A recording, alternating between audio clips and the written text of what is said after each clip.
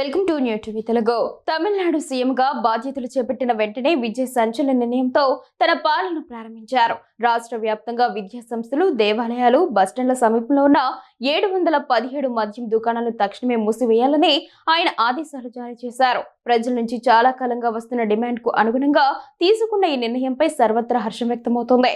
CM Vijay తీసుకున్న ఈ నిర్ణయంపై ప్రముఖ నటుడు, రాజ్యసభ సభ్యుడు కమల్ హాసన్ ప్రశంసలు కురిపించారు. ఈ మేరకు ఆయన ఎక్స్ వేదికగా స్పందిస్తూ విజయ్కు అభినందనలు తెలిపారు. తమిళ కుటుంబాల ఆకాంక్షలను గౌరవిస్తూ పదవి చేపట్టిన వెంటనే సీఎం విజయ్ తీసుకున్న ఈ చర్య ప్రశంసనీయమని కమల్ పేర్కొన్నారు.